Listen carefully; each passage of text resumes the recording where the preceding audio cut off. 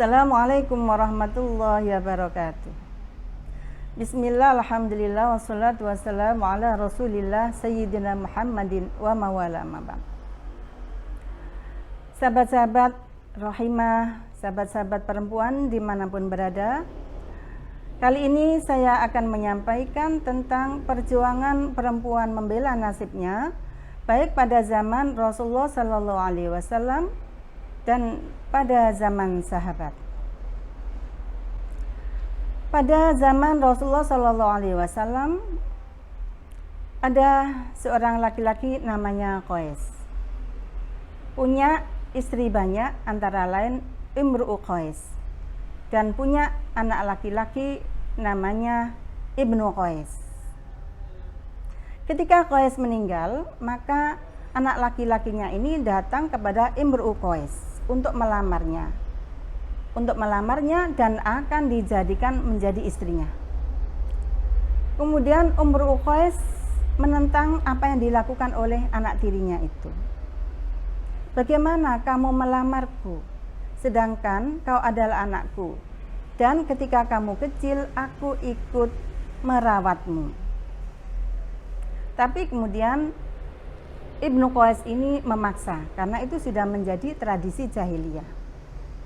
Melihat keadaan ini, kemudian Imru'u Qais sowan kepada Rasulullah Sallallahu Alaihi Wasallam. Ya Rasulullah, bagaimana mungkin aku dilamar oleh anak tiriku yang waktu kecil aku ikut merawatnya?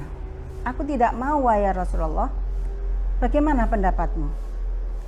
Nah, ketika Imru'u Qais ini sowan kepada Rasulullah Sallallahu Alaihi Wasallam, beliau menyuruh perempuan itu untuk pulang. Irji'i, pulang. Nah, ketika Imru'u Qais itu pulang, maka malaikat turun membawa ayat A'udzubillahi minasyaitonirrajim. Bismillahirrahmanirrahim. Wala tankihu ma nakaha aba'ukum minan nisa'i illa ma qad salaf. Innahu kana fahisyatan wa maqtaw wa sa'a sabila. Yang artinya, janganlah kalian menikahi perempuan yang pernah dinikahi oleh bapak kalian, kecuali dulu pada zaman jahiliyah. Karena perilaku itu adalah zina, dosa, dan sejelek-jeleknya perilaku. Nah, atas usulan atau atas protesnya perempuan tadi kepada Rasulullah, atas perilaku anak tirinya tadi, maka turunlah ayat tersebut.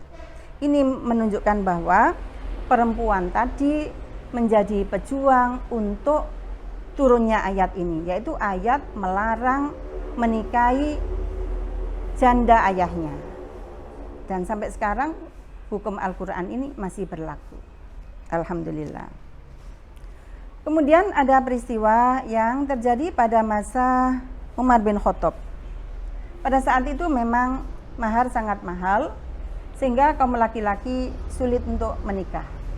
Kemudian Umar berpidato di hadapan kaum muslimin, agar supaya kaum muslimin tidak memahalkan mahar. Pidatonya Umar itu kemudian ada seorang perempuan yang berdiri menyampaikan kepada Umar demikian. Wahai Umar, engkau telah melarangku. Engkau telah melarang apa yang Allah telah memberikannya kepada kami kaum perempuan. Engkau melarang memahalkan mahar, padahal itu dihalalkan pada masa Rasulullah Sallallahu Alaihi Wasallam. Ingat, Allah berfirman, wa ataitum ihdahunna qintaron fala ta'khudhu minhu syai'a. Ini surat An-Nisa ayat 20. Dan kamu telah memberikan kepada istri-istrimu qintor. Qintor itu adalah harta yang banyak. Karena itu maka janganlah kamu mengambilnya sama sekali. Sedikit pun kamu tidak boleh mengambilnya. Nah, yang digarisbawahi dalam konteks mahar ketika pada masa Umar itu adalah lafal qintor, yang artinya adalah harta yang banyak. malun katsir. Ini menunjukkan bahwa tak seorang pun yang boleh melakukan pembatasan maksimalnya mahar. Karena sudah diturunkan oleh Allah ayat demikian, ini bunyinya. Nah, ini menunjukkan bahwa betapa perempuan tadi itu berani memprotes kepada sahabat Umar atas pidatonya yang berisi tentang larangan untuk memahalkan mahar. Jadi itu keberanian seorang perempuan pada saat itu. Ada peristiwa lain yang terjadi pada masa pemerintahan Ali karramallahu wajhah, yaitu ketika Ali terbunuh, maka Al-Hasan bin Ali itu dibaiat oleh kaum muslimin untuk menjadi khalifah pengganti ayahnya. Kemudian oleh istrinya yang namanya Aisyah Al-Khatmiyah, ini diterangkan di dalam kitab Rawail Bayan Tafsir Ayatil Ahkam minal Quran karangan Dr. Muhammad Ali As-Sobuni, halaman 266, ketika menerangkan tentang mut'ah.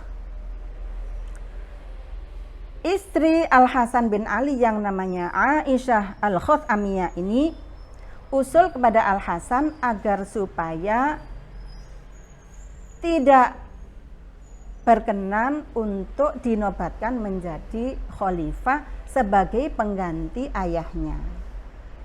Nah, keberanian Aisyah Al-Khatmiyah ini luar biasa. Karena pada saat itu perempuan tidak berhak untuk mengendalikan suaminya. Ini keberanian Aisyah Al-Khatmiyah kepada Al-Hasan bin Ali ini luar biasa. Sekalipun akhirnya Aisyah Al-Khatmiyah ini menerima dampaknya, yaitu dia dicerai 3 kali langsung oleh Al-Hasan bin Ali. Dicerai kamu, talak 3. Talak 3 kamu. Begitu yang dikatakan oleh Al-Hasan bin Ali. Apa yang dikatakan oleh Aisyah Al-Khatmiyah dengan dampaknya dia dicerai, itu tidak menjadi bahasan kita. Yang menjadi bahasan kita adalah betapa keberanian seorang perempuan menyampaikan pendapatnya pada waktu itu kepada suaminya tentang persoalan politik, sekalipun kemudian dampaknya adalah berat baginya. Yang kita garis bawahi di sini adalah keberanian seorang perempuan menyampaikan pikirannya tentang persoalan politik kepada suaminya, sekalipun hasilnya atau dampaknya adalah berat baginya. Nah, yang kita ambil hikmahnya di sini adalah keberanian seorang perempuan untuk menyampaikan pendapatnya.